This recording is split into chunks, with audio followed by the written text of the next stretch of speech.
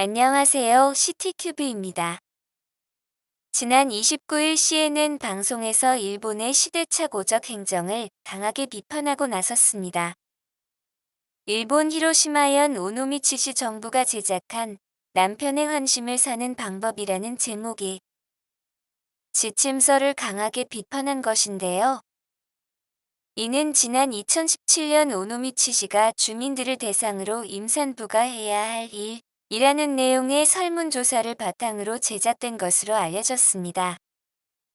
이 지침서에는 임신한 아내가 남편의 기분을 고려해 집안일을 도맡아 해야 한다는 내용 이외에도 시종일관 남편을 향해 미소를 지어라. 남편이 원할 경우 마사지를 해주고 설거지도 해야 한다는 내용과 함께 남편이 퇴근 후 집에 도착하면 무조건 귀가를 환영한다. 고 아내가 먼저 인사를 건네야 한다는 내용이 포함되어 있었습니다. 또한 아내가 직접 아이를 양육하지 않고 베이비시터를 고용하거나 가사 전문가를 고용할 경우 남편을 화나게 할 수 있다라는 내용으로 많은 일본 여성의 화를 돋구었습니다.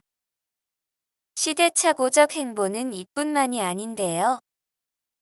남성과 여성은 뇌 구조가 다르며 남성이 여성보다 더 합리적이고 여성은 항상 감성적인 사고를 한다고 주장해 큰 논란을 빚기도 했습니다. 이와 같은 내용의 전단지와 영상이 배포되고 나서 이는 그 즉시 일본의 많은 시민들과 단체들에게 비판을 받았으며 옆 나라 한국의 의식 수준과 비교되기도 했는데요. 한 네티즌은 이런 일이 계속된다면 일본 남성과 결혼하지 않는 것이 제일 좋을 것.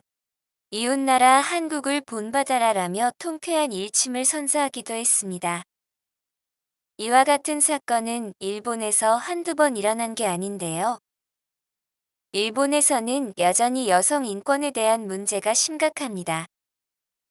남성 우월적인 시대적 가치관이 제도상으로도 여전히 존재하며 직장 내에서 여성들은 성차별과 감소된 기회를 경험하는 경우가 많습니다. 일본 언론 NHK에서 조사한 바에 따르면 여성들이 직장이나 공공장소에서 성희롱을 당한 경험이 있느냐 물은 질문에서 83%의 여성이 성희롱을 당한 적이 있다고 대답했으며 그중 60%의 여성들이 성희롱 문제에 대응하기 위한 적절한 법적 보호가 부족하다고 지적했습니다. 또한 OECD에서 발표한 국가별 성평등 보고서에서는 일본의 성평등 지수가 총 38개국 중 37위로 최하위를 기록했는데요. 이는 한국의 절반만도 못한 수치입니다.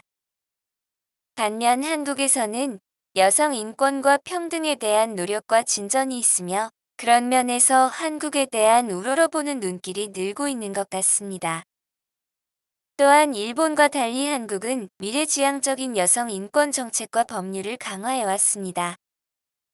여성들의 경제적 독립을 지원하는 정책, 성희롱 피해자 보호를 위한 법률 등이 확립되었습니다. 이러한 노력은 여성들의 진로 발전과 사회적 참여를 촉진하며 여성들의 인권 보호에 크게 기여하고 있습니다.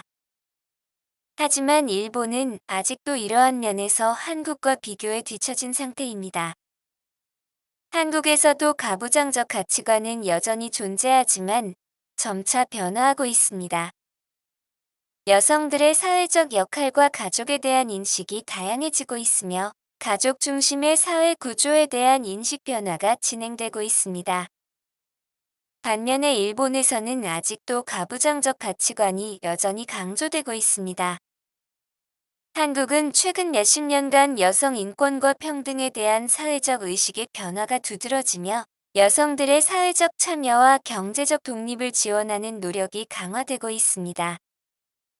여성들의 정치 참여율도 상대적으로 높아지고 있으며 성희롱 문제에 대한 인식과 대응이 발전하고 있습니다. 한편, 일본은 여성 인권과 평등에 대한 사회적 의식의 변화가 더디게 진행되고 있습니다. 남성 우월적 가치관이 여전히 강조되며 여성들의 경력 발전과 정치 참여에 제약이 있습니다. 성희롱 문제에 대한 인식과 대응도 여전히 미흡한 상태입니다. 두 나라의 상황을 비교해 볼 때 한국과 일본은 각자의 발전과 과제가 있습니다.